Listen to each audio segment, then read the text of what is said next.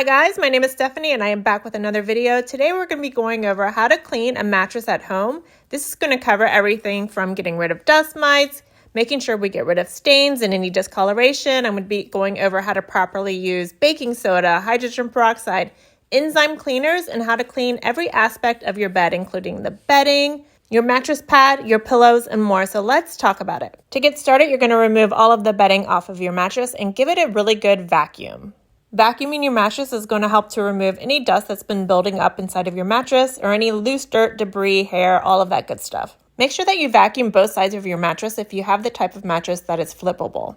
Now it's time to remove any stains that might be on your mattress. As you can see in this video, this mattress doesn't have any stains on it. We have had it for probably 5 years now, but it has had a mattress pad on it, protecting it this whole time. But the other mattress in this room did not have a mattress pad on it for the first 2 years that my son was sleeping on it. And as you can see, it's got a lot of sweat stains built up on it. And it even has a small little blood stain from a nosebleed or something. So I'm going to show you how to work on those with my favorite product. It doesn't have any lingering scent that's going to be left behind. You're not going to smell this in your mattress later. So whatever I do with a mattress, I like to do it with something that is very minimal scent to no scent at all, because I don't want to smell something when I'm sleeping at night, and I'm sure my boys don't either. So like I said, whether it is a sweat stain, saliva stains, urine stains, or blood stains, I've found that 3% hydrogen peroxide from your grocery store or your local pharmacy works really well on these stains. Hydrogen peroxide is a type of oxidizing bleach. It can break down those stains, help lift them out of the mattress, and disinfect that mattress for you at the same time. Saturate a rag in the hydrogen peroxide, don't add any water to it at all, and then blot all of the stains on your mattress. Blot by pressing into the stain with that rag. Make sure you're getting that liquid to be soaked into the stain. That's going to help lift it up. Blotting helps to also lift that up into the rag that you're using. You don't want to use too much liquid on your mattress though if you can avoid it, because it's going to take a lot longer for your mattress to dry. And if you've got a foam mattress, make sure that you carefully read the label on your foam mattress or check the website to be sure whether or not you can even use a liquid cleaner on their type of foam. Foam mattresses can be more sensitive to different types of cleaners, so you might need to use an enzyme cleaner on foam mattresses instead. Again, check with the label. Once I've blotted enough hydrogen peroxide onto the stains across the mattress, I let that sit for an hour so that it can do its work, help to break down that stain even more, help to get rid of the bacteria, disinfect the area, all of that good stuff that hydrogen peroxide is going to do for you.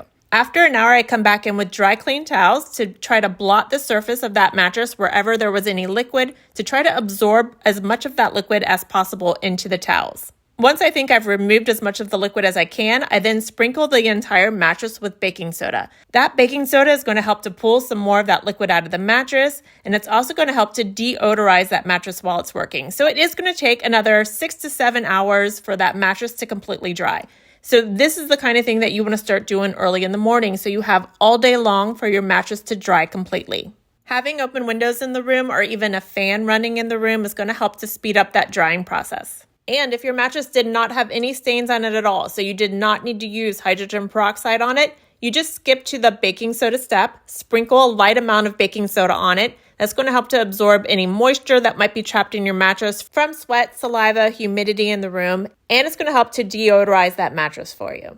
You can keep that baking soda on your mattress from anywhere from 30 minutes to 8 hours. It just depends on when you're ready to remove it. To remove that baking soda, you're going to use your vacuum again. Vacuum the entire mattress to make sure you're removing that baking soda. And don't forget, you're going to have to do this to both sides of the mattress if it is a flippable mattress. So if you have stains on both sides of your mattress and it needs to get wet cleaned with that hydrogen peroxide on both sides, you might want to split this into 2 days so that you clean one side of the mattress one day and it has time to completely dry before you sleep on it that night. And then you do the other side of the mattress the exact same steps.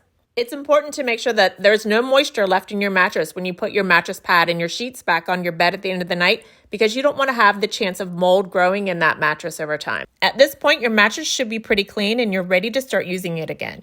But if you have allergies like I do and you're allergic to things like dust mites or pet dander that might be in your house, or you're worried about bacteria that might be trapped in your mattress itself, I've started to use a UV bed vacuum that I really like. It goes up to 140 degrees while it's working. The UV light can penetrate into the mattress deeper than a normal vacuum can, so it has a great suctioning power. The light is penetrating into your mattress, It can penetrate deeper into that mattress to kill more bacteria that's hiding in your mattress. It can help to kill any dust mites or allergens that might be hiding in your mattress. And it has a HEPA filter on it. So if you suffer from allergies or you're worried about whether or not your mattress is clean enough, if it's an older mattress, grab one of these. It's a great affordable way to get that mattress even cleaner. All right, the mattress should be really clean at this point. You're going to want to do this full cleaning on your mattress every 6 months to keep it maintained and nice and clean.